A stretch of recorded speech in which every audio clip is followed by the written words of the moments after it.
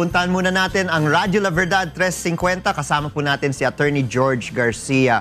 Good morning, Attorney George. Good morning, Kong Erin, at good morning sa lahat ng mga kasamahan natin. Okay, anong pag-uusapan natin dyan sa huntahan mamaya? Siyempre, pag-uusapan natin ngayon, half day sa lahat ng opisina ng pamahalaan. Yes. Ang Korte Suprema, nag-declare na rin siya half day at hanggang 12:30 lang sila. Pero sa Executive Department hanggang alas 12 lamang.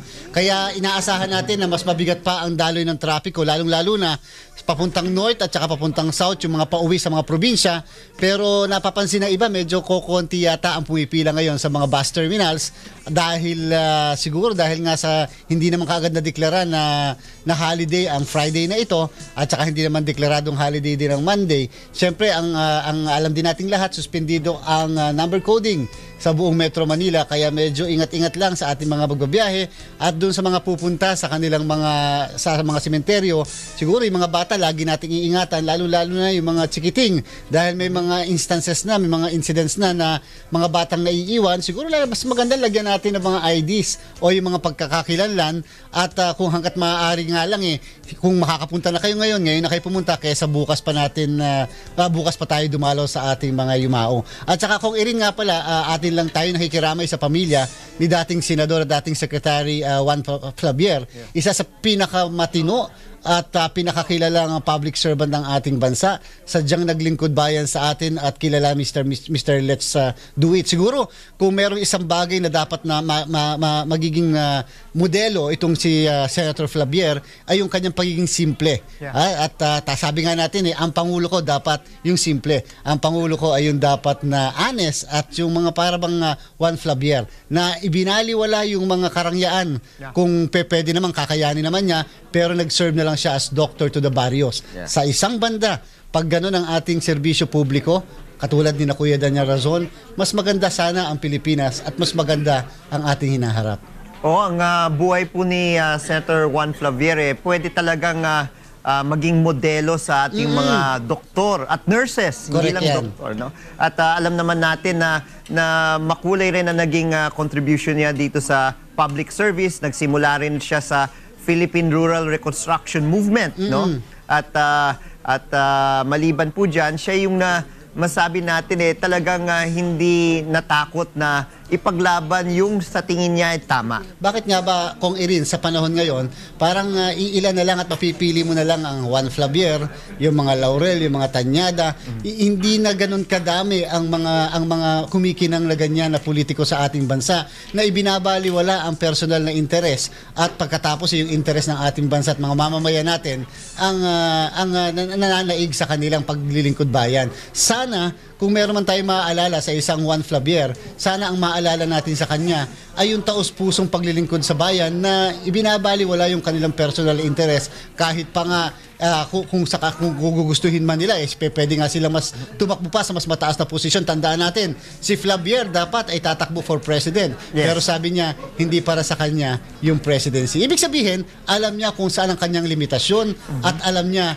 kung hanggang saan yung kanyang paglilingkod lamang sa ating bansa. Sa isang banda, Kong Erin, sa ating pagpili sa 2016, hindi lamang ng ating Pangulo, ng ating Vice President, mga senador at mga local officials, tatandaan natin yung mga nagawa at alaala ni Juan Flavier.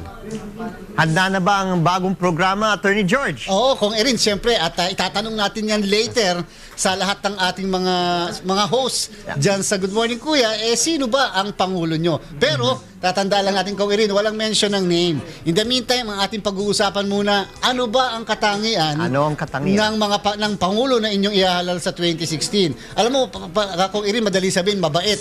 Madali sabihin, honest. Pero kinakailangan malaman natin sa ordinaryong mamamayan. Malaman natin sa mga taong matataas ang katungkulan sa lipunan. Bakit ganun ang katangian na pinipili nyo sa isang halal na Pangulo? Bakit ito ang inyong napiling katangian? Kinakailangan maipaliwanag natin dahil at least pag naipaliwanag at naipahayag sa lahat, ibig sabihin ng gagaling sa puso at sadyang ito ay produkto nung bang mga karanasan niya at yung mga nakikita niya, hindi lamang sa kasalukuyan, kung hindi yung mga nakaraan.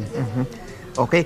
Attorney George, napanood mo ba yung kaganapan sa Senado kahapon? Oo, medyo yung bandang una, alam naman natin naging tensyonado dahil merong hindi pinapasok na mga miyembro ng una at sabi, nag-gate crash daw dahil hindi naman daw sila pinatawag doon. At the same time, mukhang hindi napatunayan ni Mr. Chu na siya talaga may-ari ng lupa at mas lalong questionable ang naging ang dokumento na kanyang pinresenta doon, maliban sa unauthorized. Gusto lang natin liwanagin kung sa ating mga kababayan, sa mga nanonood at nakikinig sa atin.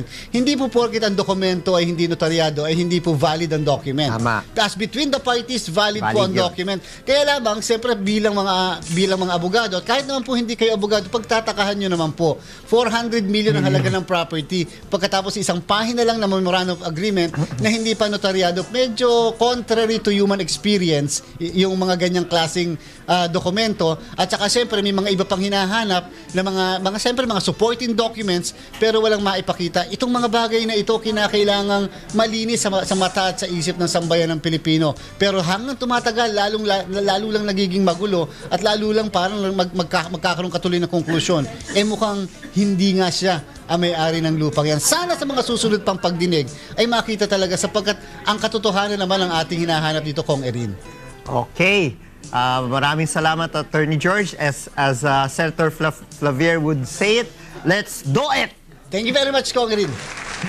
Yan po si Attorney George Garcia. Mamaya mapapakinggan po ninyo siya sa Huntahan, 7 o'clock hanggang 9 o'clock. Kasama po si Beth Santiago at si Joe Castigador. At mamaya rin, 9 o'clock hanggang 10 o'clock, ang Tinig ng Pilipino. Kasama po niyo yung lingkod at si Miss Jackie Aquino. Talia? Samantala, wag po kayong magpapalit ng channel dahil magbabalik ang Good Morning, Kuya! 'Cause I haven't got a clue, but let me start by saying